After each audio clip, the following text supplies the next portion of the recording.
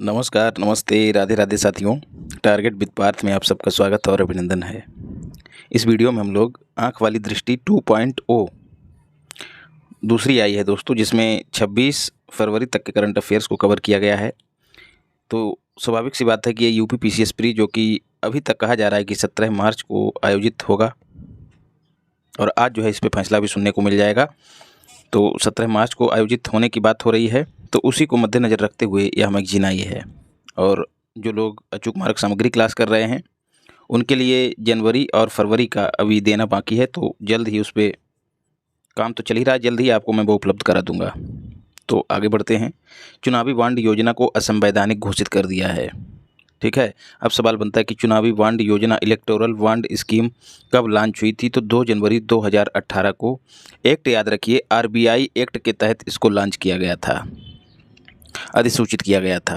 तो RBI act से 2 जनवरी 2018 को। उद्देश्य इसका क्या था? पॉलिटिकल फंडिंग को जो है पारदर्शी बनाना। जो लोग राजनीतिक दलों को चंदा देते हैं उसको पारदर्शी बनाना। अभी तक ये होता था दोस्तों कि पैसा सीधे जो है राजनीतिक दलों को दे दिया जाता था, तो उसमें कोई लेखा जोखा नहीं रहता था, किसने वो पैसा कैसे कमाया है। तो क्या होता था, ब्लैक मनी का इस्तेमाल ज़्यादा होता था। तो इसी समस्या से बचने के लिए सरकार ने चुनावी बांड योजना की शुरुआत जो है 2 जनवरी 2018 को की। और हाल ही में 15 फरवरी 2024, आपको ये डेट भी याद रखनी है, उच्चतम न्यायालय सुप्रीम कोर्ट की 5 जजों की पीठ ने इसको अनकॉन्स्टिट्यूशनल घोषित कर दिया है, असंवैधानिक घोषित कर दिया है। आप सबको पता है कि जो भी मुद्दा संवैधानिक दृष्टि से महत्वपूर्ण होता है उसकी सुनवाई 5 जजों की पीठ करती है, कॉन्स्टिट्यूशनल बेंच करती है, जिसमें कम से कम 5 सदस्य होते हैं। कम से कम 5, आपको ये संख्या भी याद रखनी है। तो सुनवाई हुई और इसको असंवैधानिक घोषित कर दिया है। इस पीठ में था कौन कौन? तो एक तो सीजेआई हो गए, चंद्रचूड़ जी, संजीव खन्ना, रामकृष्ण गवई और परदीवाला और मनोज मिश्रा। और सुप्रीम कोर्ट ने कहा कि चुनावी बांड योजना संविधान के अनुच्छेद 19(1) के अंतर्गत जो प्रावधान है सूचना का अधिकार, किसका? मतदाताओं का, उसका उल्लंघन करता है। क्यों दोस्तों? क्योंकि जो चुनावी बांड होता है, अभी हम आगे समझ लेंगे, चुनावी बांड के जारी करने पर रोक लगा दी गई है। अभी का निर्णय यही है, अब ये जारी नहीं होगा। जारीकर्ता कौन था? तो जारीकर्ता एसबीआई था। और एसबीआई से सुप्रीम कोर्ट ने सारा विवरण, अभी तक कितने चुनावी बांड जारी किए गए हैं, पूरा का पूरा डेटा सुप्रीम कोर्ट ने अब मांग लिया है, जिसमें खरीदने वाले का नाम, खरीदे गए चुनावी बांड का मूल्य वर्ग, ये सब चीज़ें शामिल होंगी। और भी संबंधित धनराशि प्राप्त करने वाले राजनीतिक दलों का विवरण भी मांगा है।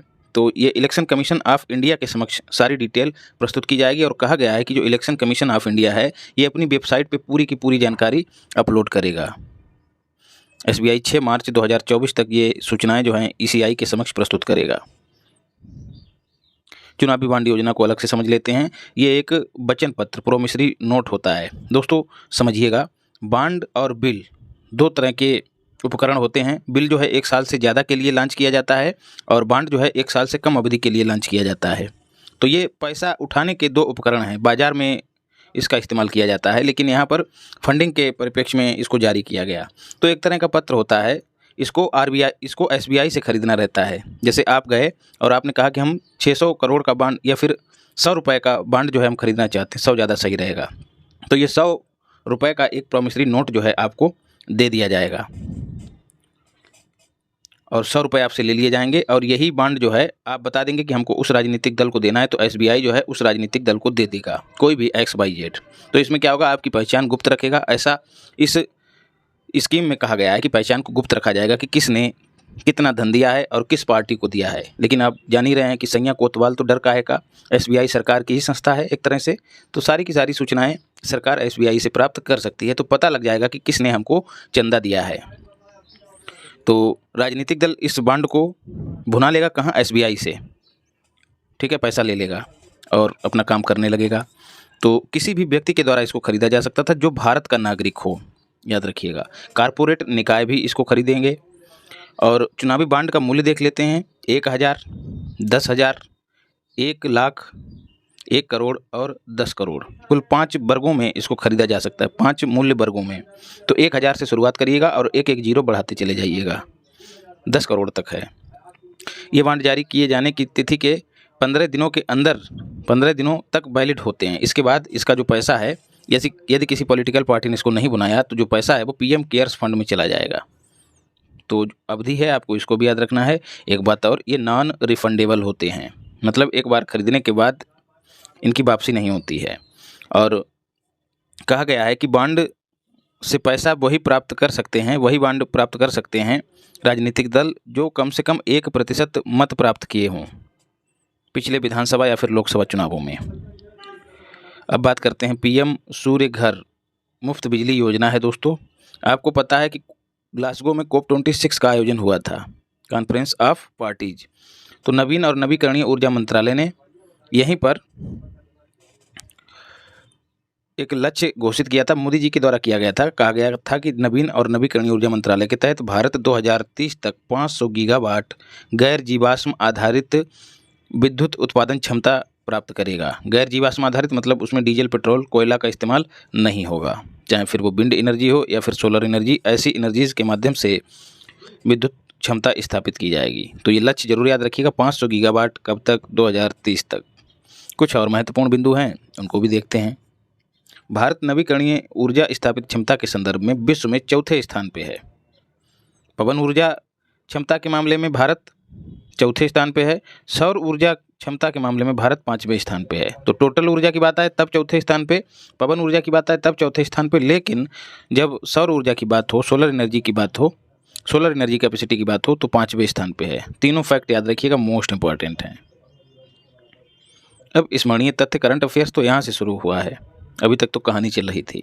13 फरवरी 2024 को डेट भी याद रखनी है। पीएम सूर्य घर की घोषणा जो है किसके द्वारा की गई? मोदी जी के द्वारा की गई। इसमें होगा क्या? 1 करोड़ घरों की छत पर सोलर सिस्टम स्थापित किया जाएगा और इस सोलर सिस्टम से जो बिजली पैदा होगी उस बिजली को बेचकर जो पात्र व्यक्ति है वो उस बिजली को ग्रिड में बेच देगा, कंपनियों को बेच देगा और उससे जो धनराशि प्राप्त होगी वो लगभग जो उस घर में बिजली इस्तेमाल होती है, जो बाहर की बिजली रहती है, उसकी 300 यूनिट पे करने के बराबर होगी। सीधे कहा जाए कि 300 यूनिट जो है बिजली वो प्राप्त हो जाएगी 1 करोड़ परिवारों को फ्री में। इतना धन वो सोलर एनर्जी है उसको बेचकर प्राप्त कर पाएगा पात्र व्यक्ति। 75,000 करोड़ से अधिक का इसमें निवेश किया जाएगा। गरीब और मध्यम वर्ग के विद्युत बिल को कम करने के लिए इस योजना को शुरू किया गया। इसके साथ ही भारत को ऊर्जा क्षेत्र में आत्मनिर्भर बनाने के लिए भी इसको शुरू किया गया है। तो मैंने आपको ऊपर भी बताया है कि निःशुल्क बिजली और जो सरप्लस बिजली रहेगी जो कि वितरण कंपनियों को बेच दी जाएगी, इससे प्रति वर्ष 15,000 से 18,000 रुपये की बचत होगी, याद रखिएगा। बाकी आप जान ही रहे हैं कि नई स्कीम है तो रोजगार के अवसर पैदा होंगे। साइंस एंड टेक जो क्षेत्र है वो उन्नत होगा। R&D पर काम होगा, रिसर्च एंड डेवलपमेंट पर। उत्तराखंड की बात करें दोस्तों तो समान नागरिक संहिता विधेयक पारित करने वाला यह पहला राज्य हो गया है।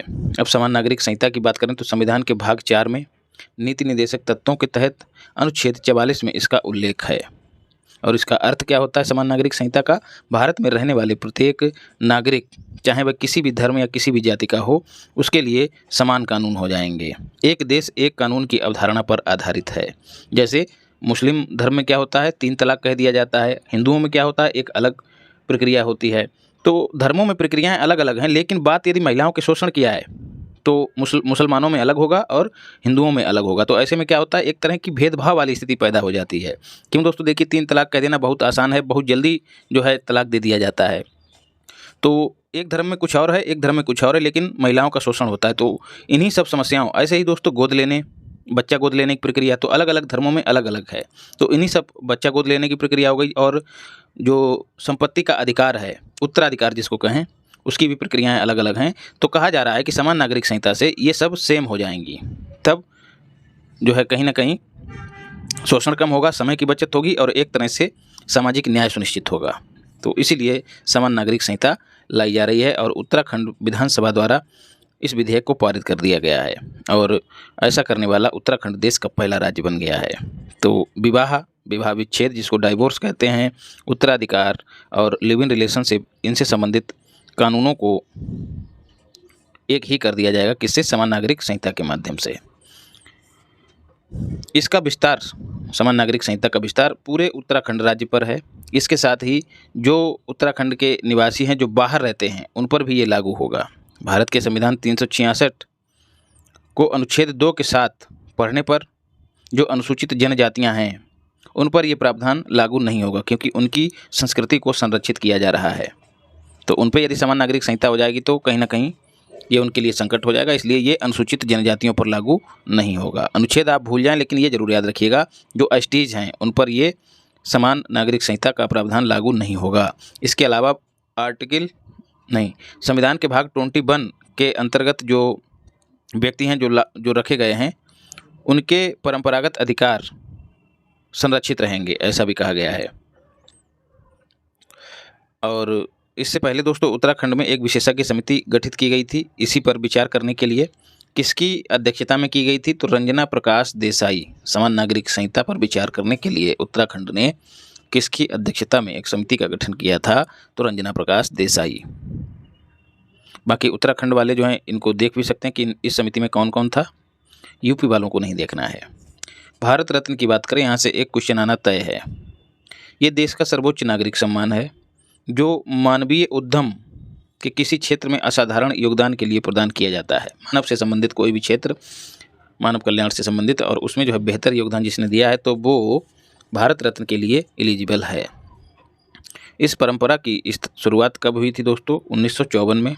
तब राजेंद्र प्रसाद जी हमारे राष्ट्रपति थे जिन्होंने 3 विभूतियों को एक साथ भारत रत्न से सम्मानित किया था।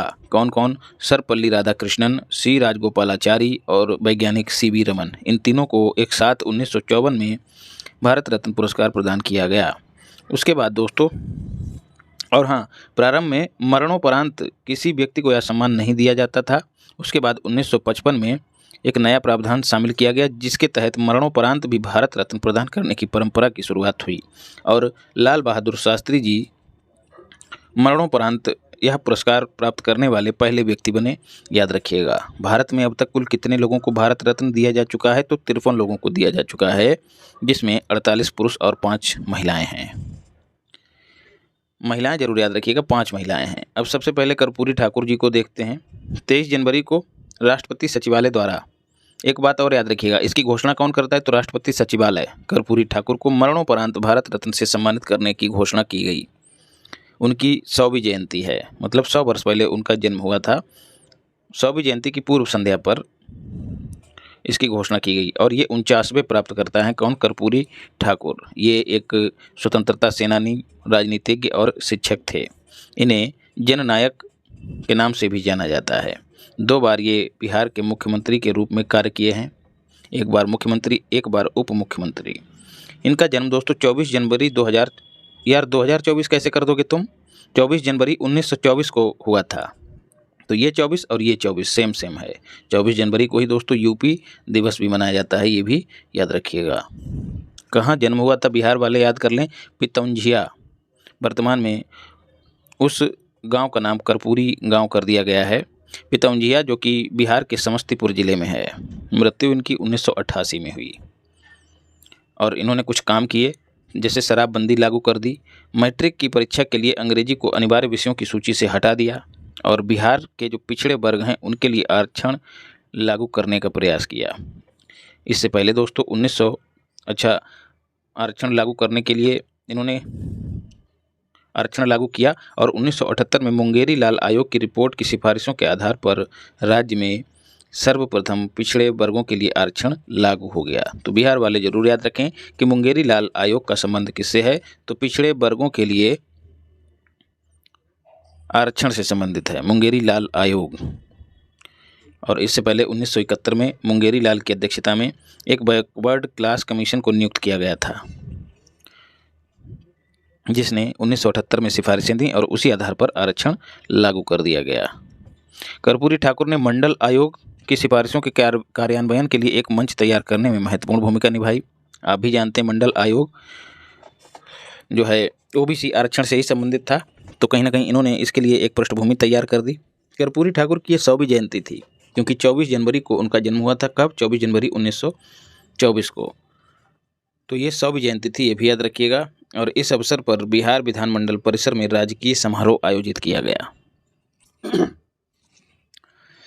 इनको गरीबों का मसीहा कर्पूरी ठाकुर के जीवन पर एक शॉर्ट फिल्म भी प्रस्तुत की गई जिसका नाम था कर्पूरी ठाकुर गरीबों का मसीहा। और इसके अलावा 5 रुपये मूल्य का एक स्मारक डाक टिकट और 100 रुपये मूल्य का एक स्मारक सिक्का भी जारी किया गया। और इन्हीं के नाम पर जननायक कर्पूरी ठाकुर विधि महाविद्यालय बक्सर में स्थित है, ये भी याद रखिएगा। जननायक एक्सप्रेस वे इन्हीं के नाम पर चलाई गई थी, जो कि दरभंगा जंक्शन एवं अमृतसर जंक्शन के मध्य चलती है, ये भी याद रखिएगा। जननायक एक्सप्रेस ट्रेन का नाम है। अब एल.के. आडवाणी को देखते हैं दोस्तों। इन्हें भी भारत रत्न देने की घोषणा की गई, तो 49 और 50 यहाँ तक 50 हो गए हैं। याद रखिएगा 5 महिलाएं हैं, तो इन्हें भी सम्मानित करने की घोषणा की गई। ये बीजेपी के संस्थापक सदस्यों में से एक हैं। और जो मेन बात आपको याद रखनी है वो ये कि 2002 से लेकर 2004 तक ये भारत के उप प्रधानमंत्री रहे। इन्होंने सबसे लंबी अवधि तक बीजेपी के राष्ट्रीय अध्यक्ष के रूप में कार्य किया। अभी राष्ट्रीय अध्यक्ष कौन है? तो जे.पी. नड्डा। तो सबसे लंबा कार्यकाल जो है बीजेपी के अध्यक्ष के रूप में। इसके साथ ही ये उप प्रधानमंत्री भी रहे 2002 से 2004 तक। और 1990 के दौरान इन्होंने सोमनाथ, ये भी याद रखिएगा, सोमनाथ से अयोध्या तक राम रथ यात्रा निकाली। और इससे कहीं ना कहीं इन्होंने बीजेपी की पृष्ठभूमि तैयार कर दी, उसकी प्रगति की पृष्ठभूमि तैयार कर दी। इस यात्रा का उद्देश्य अयोध्या में राम मंदिर के निर्माण के पक्ष में जनता को जुटाना था। और इसमें ये काफ़ी क्या सफल ही रहे। और इसी उपलब्धि को सरकार ने हाल ही में मंदिर की स्थापना करवाने में सफल होने के बाद हासिल किया है। इसके अलावा भारत उदय यात्रा का भी इन्होंने आयोजन किया, याद रखिएगा। इसमें क्या था? अटल बिहारी वाजपेयी जो उस समय प्रधानमंत्री थे, उनकी उल्लेखनीय उपलब्धियों का प्रचार प्रसार करना इसका उद्देश्य था। अब चौधरी चरण सिंह जी को देखते हैं। इन्हें भी भारत रत्न देने की घोषणा की गई है, तो ये हो गए हैं 51वें। मरणोपरांत एल.के. आडवाणी जी तो अभी जीवित हैं। 1979 से 1980 तक ये भारत के प्रधानमंत्री थे। किस क्रम के थे? ये भी याद रखिएगा, 5वें क्रम के थे। 2 बार उत्तर प्रदेश के मुख्यमंत्री भी रहे, ये भी याद रखिएगा। भारतीय लोक दल नामक एक पार्टी की इन्होंने स्थापना भी की थी। उत्तर प्रदेश में लैंड रिफॉर्म्स के वास्तुकार के रूप में इनको जाना जाता है। और इनके द्वारा पुस्तकें भी लिखी गई, उनको आपको रट लेना, मोस्ट इंपॉर्टेंट हैं। इंडियाज इकोनॉमिक पॉलिसी और इकोनॉमिक नाइटमेयर ऑफ इंडिया, दोनों याद रखिएगा। इनका जन्म 23 दिसंबर को हुआ था। कहाँ? उत्तर प्रदेश में।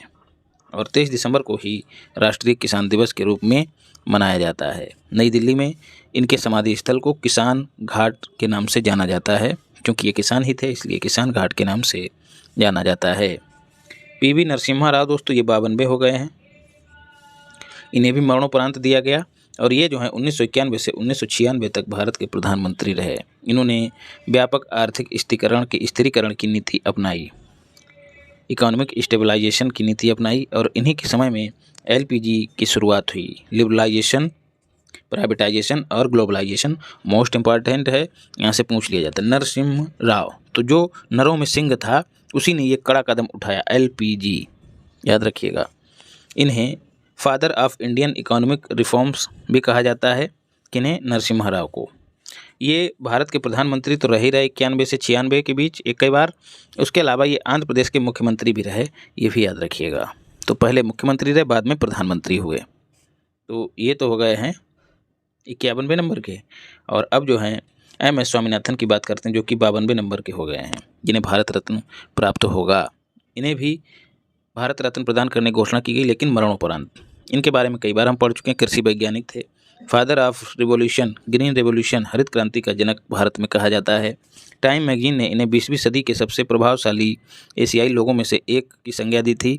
1988 में इन्होंने चेन्नई में एम.एस. स्वामीनाथन रिसर्च फाउंडेशन की स्थापना की। और रमन मैग्सेसे इनको मिल चुका है। पूरा नाम इनका याद कर लीजिएगा, मनकोम्बू संबाशिवन स्वामीनाथन। तो मनकोम्बू संबाशिवन एम.एस. की फुल फॉर्म है। बर्ड फूड प्राइज प्राप्त करने वाले ये पहले व्यक्ति थे। 2018 में प्रथम विश्व कृषि पुरस्कार से भी इनको सम्मानित किया गया। अब बात करते हैं राम जन्मभूमि मंदिर में प्राण प्रतिष्ठा समारोह की।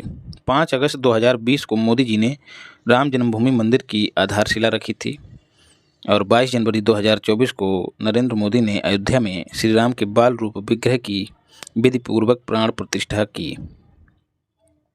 अब बाल विग्रह दोस्तों और मूर्ति में अंतर होता है। दोस्तों, मूर्ति जब बन जाती है उसमें भाव नहीं रहता। देखिए, बनने से पहले उसकी कोई कद्र नहीं रहती है, कहीं भी पड़ी रहे। आप लोग देखते भी हैं, जैसे हम लोग जो हैं इस पे गणेश चतुर्थी पर गणेश जी की मूर्ति लाते हैं, फिर जो दिवाली है उस समय लेके आते हैं, तो दुकान पे हम लोग उनका भाव भी कर देते हैं कि ये कितने की हैं, ये कितने की हैं गणेश लक्ष्मी की मूर्तियाँ। तो वहाँ मूर्ति होती, लेकिन उसको जब घर पे लाते हैं पूजा पाठ मंत्रोच्चारण इत्यादि के बाद जो है उसमें प्राण प्रतिष्ठा हो जाती है। उसमें भाव, उसके प्रति हमारे अंदर भाव जागृत हो जाता है। एक तरह से मूर्ति में प्राण जब प्रतिष्ठित हो जाते हैं तो फिर वो मूर्ति ना रहकर विग्रह कहलाती है, याद रखिएगा।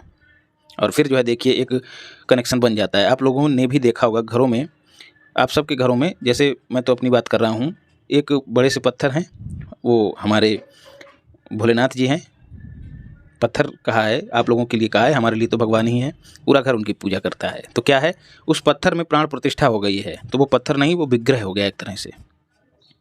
तो ये सब जो है आप भारत में ही देखेंगे जहाँ पत्थर में प्राण डाला जाता है, प्राण प्रतिष्ठित किया जाता है। बाकी आदमी तो पत्थर हो ही रहा है आजकल, तो पूरी दुनिया पत्थर होने में लगी है और भारत जो है पत्थर में प्राण डाल रहा है। पूरी दुनिया के प्राण पत्थर हो रहे हैं, ऐसे कहें तो ज़्यादा उचित रहेगा। तो बाल रूप विग्रह की विधि पूर्वक प्राण प्रतिष्ठा की। योगी आदित्यनाथ, मोहन भागवत, महंत नृत्य गोपाल दास, नृत्य छोड़ दीजिएगा, महंत गोपाल दास, जो कि राम भूमि तीर्थ क्षेत्र न्यास के अध्यक्ष हैं, ट्रस्ट के अध्यक्ष हैं। मोदी जी ने 11 दिनों का यम नियम करके प्राण प्रतिष्ठा का आयोजन करवाया। इससे पहले इन्हीं 11 दिनों के दौरान मोदी जी विभिन्न मंदिरों में जो हैं अपना श्रमदान किए। उनमें से प्रमुख मंदिर हैं, आपको सभी के सभी याद रखने हैं, कौन सा कहाँ स्थित है। तो काला राम मंदिर मोस्ट इम्पॉर्टेंट है, कहाँ है, नासिक में, महाराष्ट्र। रामास्वामी मंदिर कहाँ है, केरल में।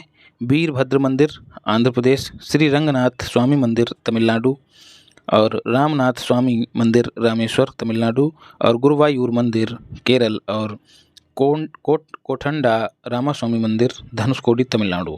इन मंदिरों में मोदी जी ने अपना श्रमदान किया और इनका भ्रमण किया और जो वहाँ के आयोजन है उनमें अपनी सहभागिता दिखाई। श्री राम लला की प्रतिमा के बारे में देख लेते हैं, यहाँ से भी क्वेश्चन बन सकता है। 18 जनवरी को प्रतिमा स्थापित हुई थी, याद रखिएगा।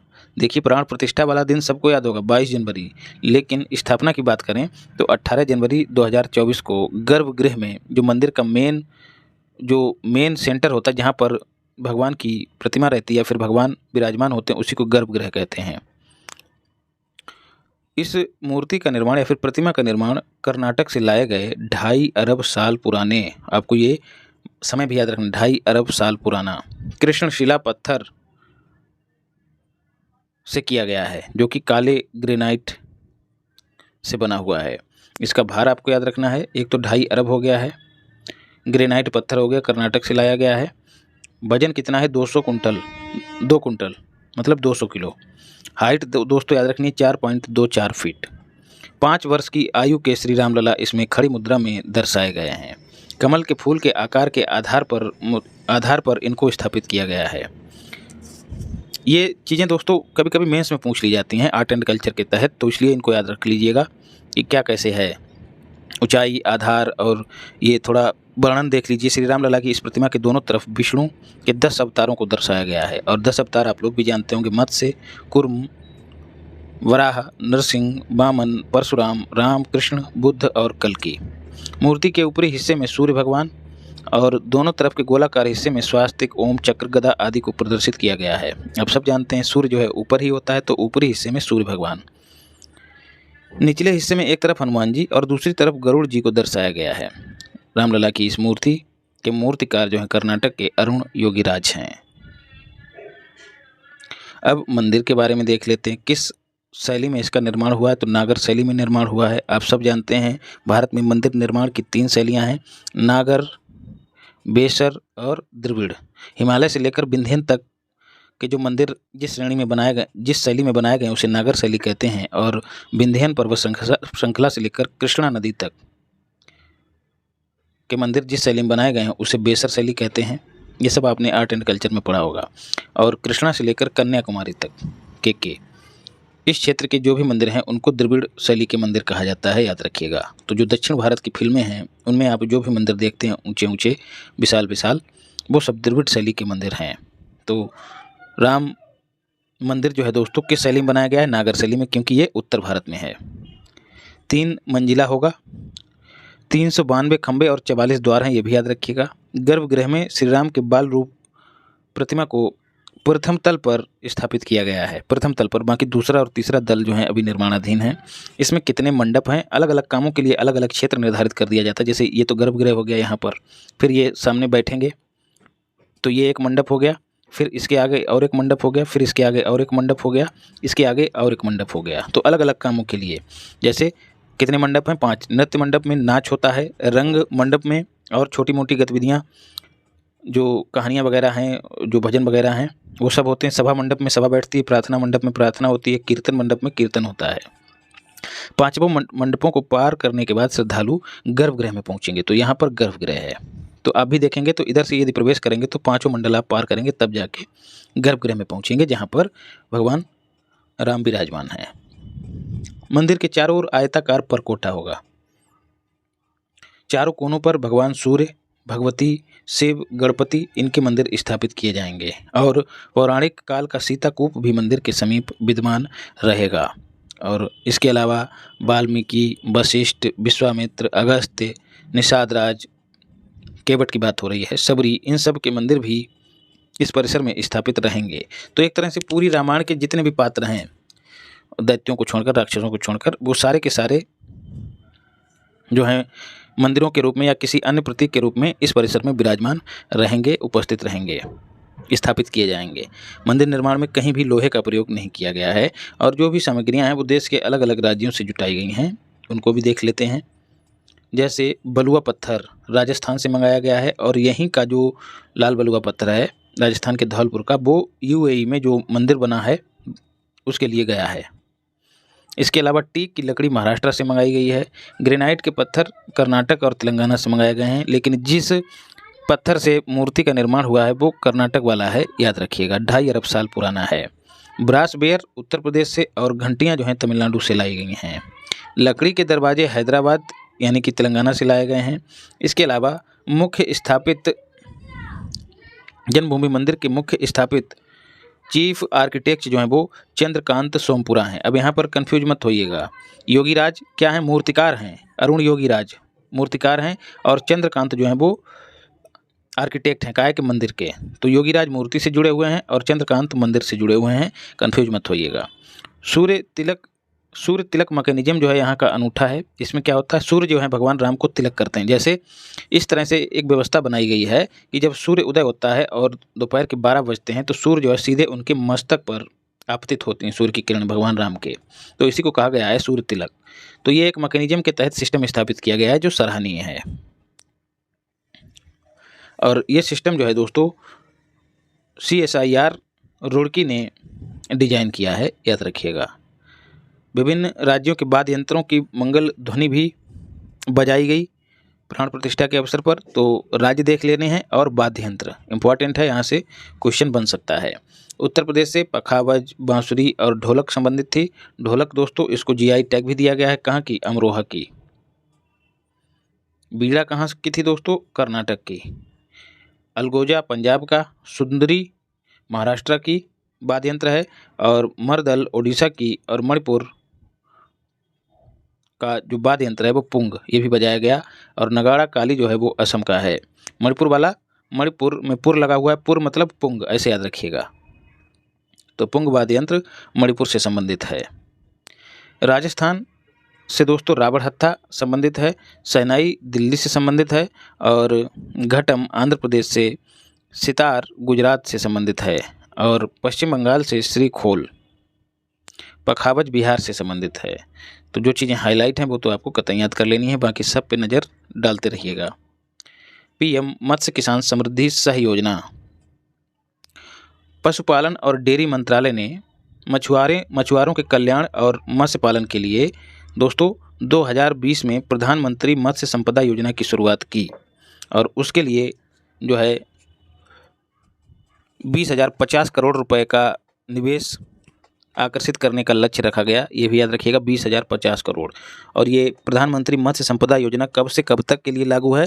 तो 2020 से लेकर 2021 से लेकर 2024-25 तक 5 वर्ष की अवधि के लिए 2020 में मोदी द्वारा इसको लॉन्च किया गया। तो मछुआरों के कल्याण के लिए इसको लॉन्च किया गया। लेकिन अभी दोस्तों ये क्यों चर्चा में है? क्योंकि प्रधानमंत्री ने प्रधानमंत्री मत्स्य किसान समृद्धि सह योजना को मंजूरी दी है। ये प्रधानमंत्री मत्स्य संपदा योजना के ही तहत एक सब स्कीम है जिसमें 6,000 करोड़ रुपए खर्च करने का प्रावधान रखा गया है। और इस सब स्कीम से क्या होगा? 2023-24 से 2026-27 तक 4 वर्षों की अवधि के लिए इसको कार्यान्वित किया जाएगा। और मुख्य उद्देश्य इसका क्या है? फार्मलाइजेशन ऑफ फिशरीज सेक्टर, जो मत्स्य पालन क्षेत्र है उसको औपचारिक बनाना, सूक्ष्म और लघु उद्यम जो इससे जुड़े हुए हैं उनको बढ़ावा देना। एक तरह से तेज़ी से कार्य करने के लिए इस सब स्कीम को लॉन्च किया गया है। कितने व्यय के साथ? 6,000 करोड़। और जो प्रधानमंत्री मत्स्य संपदा योजना है उसके लिए कितना है? तो 20,050 करोड़। दोनों धनराशियाँ याद रखिएगा। असंगठित मत्स्य पालन क्षेत्र को औपचारिक बनाया जाएगा। ये उद्देश्य हम ऊपर ही पढ़ चुके हैं। अब कुछ मत्स्य पालन क्षेत्र से संबंधित पहले हैं जिन्हें आपको याद रखना है। नीली क्रांति योजना की शुरुआत कब की गई? 2015 में 3,000 करोड़ रुपए से, मोस्ट इंपॉर्टेंट है। और नेशनल मरीन फिशरीज पॉलिसी कब लॉन्च की गई? 2017 में। मत्स्य किसानों के लिए किसान क्रेडिट कार्ड की सुविधा कब लॉन्च की गई? 2018 में। और किसानों के लिए, सामान्य किसानों के लिए किसान क्रेडिट कार्ड की सुविधा कब लाई गई थी? 1998 में। तो 98 में भी 8 है और 18 में भी 8 है, इस तरह से याद रखिएगा। अलग से मत्स्य पालन विभाग कब सृजित किया गया? ये बहुत ही इंपॉर्टेंट है, 2018 में। इस तरह से प्रश्न पूछ लिए जाते हैं। ऐसे ही अलग से डेयरी मंत्रालय कब सृजित किया गया? 2019 में। तो पहले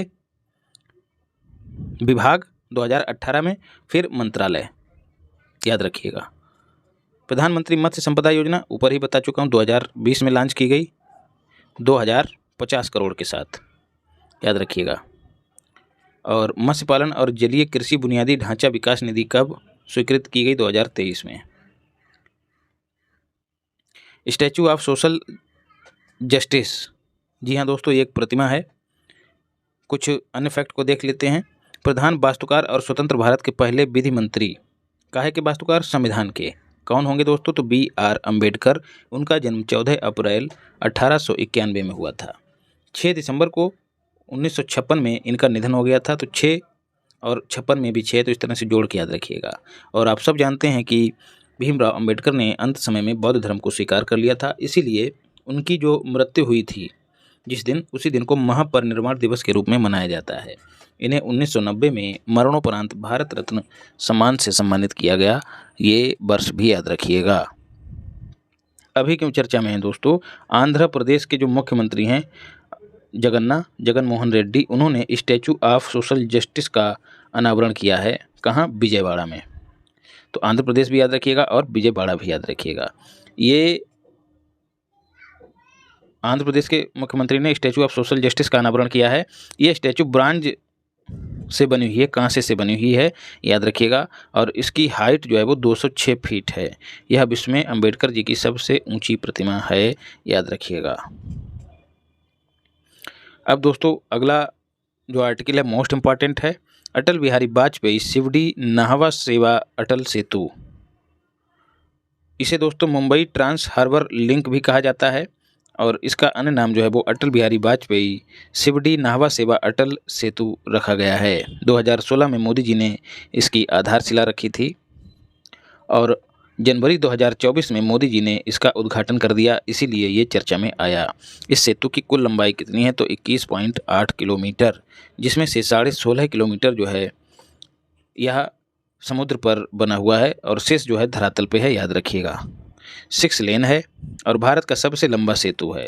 इसके साथ ही सबसे लंबा समुद्री सेतु भी है, ये भी याद रखिएगा। तो चाहे सेतु पूछ लिया जाए चाहे समुद्री सेतु, दोनों में ही अटल सेतु पहले स्थान पे है। भारत का 12वां सबसे लंबा समुद्री सेतु भी विश्व का, याद रखिएगा, भारत का तो सबसे लंबा है लेकिन विश्व का 12वां सबसे लंबा समुद्री सेतु है। ये दोस्तों दक्षिण मुंबई में स्थान है शिवड़ी, वहाँ से प्रारंभ होकर नाहवा सेवा जो कि नवी मुंबई में है। ये दोस्तों मुंबई के ही हिस्से हैं, इन्हीं को जोड़ता है। जैसे ये दो स्थल हो गए, ये समंदर हो गया, तो यहाँ पर ये पुल बनाया गया, एक नाहवा सोबा और एक नवी मुंबई, तो इन्हीं को जोड़ता है। इसी की लंबाई है 21.8 किलोमीटर। और इसमें कहा गया है कि मुंबई से नवी मुंबई के बीच की यात्रा करने के दौरान जो समय लगता है उसमें कटौती होगी, जो कि 2 घंटे लगता था, और पुल बनने के बाद मात्र 15 मिनट में आदमी मुंबई से नवी मुंबई पहुंचेगा, याद रखिएगा। एक चीज़ और याद रखनी है, नाभिकीय रिएक्टर के निर्माण में प्रयुक्त होने वाली सामग्री का प्रयोग ही इस सेतु के निर्माण में किया गया है, और इसे डिजास्टर रेजिस्टेंट के तौर पर बनाया गया है, मतलब मजबूत है, इस पर चक्रवात, उच्च ज्वार वगैरह का प्रभाव नहीं पड़ेगा। एक बात और याद रखनी है, इसमें जो स्टील का इस्तेमाल किया गया है वो एफिल टावर में जितना स्टील लगा है उसकी तुलना में 17 गुना अधिक है। अब बोइंग सुकन्या कार्यक्रम की बात करें तो लैंगिक न्याय सुनिश्चित करने के लिए जो है ये एक अच्छा कदम है। भारत में महिला विमान चालकों की संख्या विश्व स्तर पर 10% है, 10% है दोस्तों। और हाल ही में मोदी जी ने इस कार्यक्रम को लॉन्च किया है, बोइंग सुकन्या प्रोग्राम। उद्देश्य क्या है? विमानन क्षेत्र में महिलाओं की भागीदारी को बढ़ावा देना, सशक्तिकरण करना है। एविएशन क्षेत्र मतलब हवाई जहाज़ उड़ाने में, एयर होस्टेस बनने में, मतलब पायलट बनने में, एयर होस्टेस बनने में जो है महिलाओं की मदद करना इसका उद्देश्य है। यह कार्यक्रम देश भर की महिलाओं और बालिकाओं को stem, science, technology, engineering and mathematics जैसे क्षेत्रों में सीखने का अवसर प्रदान करेगा। तो स्टेम की फुल फॉर्म भी याद रखिएगा, कभी कभी पूछ ली जाती है। अब बात करें बाईटेक परिसर। बाईटेक मतलब Boeing India engineering technology centre, Bengaluru में ही मोदी जी ने उसी दिन इसका उद्घाटन किया। यह बोइंग द्वारा अमेरिका के बाहर स्थापित सबसे बड़ा निवेश है इस कंपनी का। इससे पहले दोस्तों कर्नाटक के तुमकुर में मोदी जी ने हाल हेलीकॉप्टर फैक्ट्री को राष्ट्र को समर्पित किया, जो कि देश की सबसे बड़ी हेलीकॉप्टर विनिर्माण सुविधा है।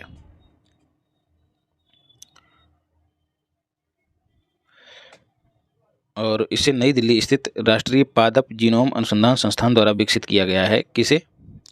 1 मिनट तो नीचे पहुंच गए। स्वाति पोर्टल की बात करें, 11 फरवरी को विज्ञान में महिलाओं और बालिकाओं का अंतर्राष्ट्रीय दिवस कब मनाया जाता है? 11 फरवरी को। इसी दिन एक पोर्टल लॉन्च किया गया जिसका नाम है स्वाति पोर्टल। इसकी फुल फॉर्म याद रखनी है, science for women, A technology and innovation इसकी फुल फॉर्म है।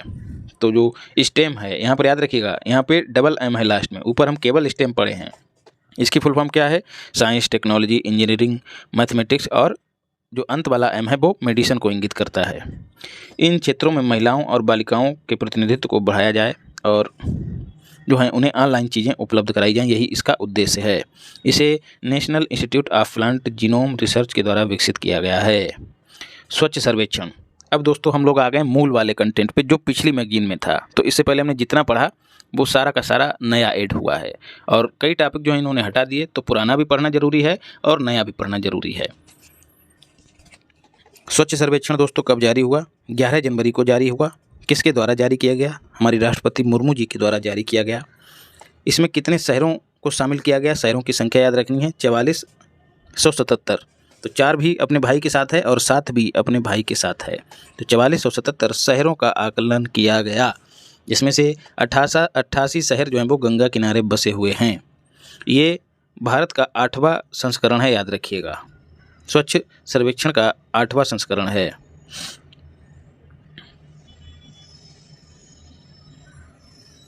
और इस सर्वेक्षण में 7वीं बार, याद रखिएगा 8वां सर्वेक्षण है और 8 से 1 कम क्या हुआ? 7वीं बार इंदौर जो है क्लीनेस्ट सिटी ऑफ इंडिया घोषित किया गया है। इसके साथ ही सूरत भी क्लीनेस्ट सिटी ऑफ इंडिया घोषित किया गया है। तो दोनों साथ साथ हैं, पहले स्थान पर इंदौर, पहले स्थान पर सूरत है। सूरत गुजरात में, आप सब जानते हैं। यहीं पर डायमंड बार्स का उद्घाटन भी मोदी जी ने किया है। उसके बाद दूसरे स्थान पर नवी मुंबई, तीसरे स्थान पर विशाखापत्तनम। तो ये क्रम भी याद रखिएगा।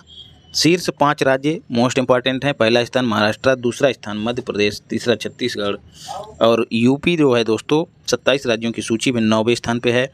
बिहार वाले अपना देख लें 15वें स्थान पे हैं। तो यूपी को भी देखना है और बिहार को भी देखना है।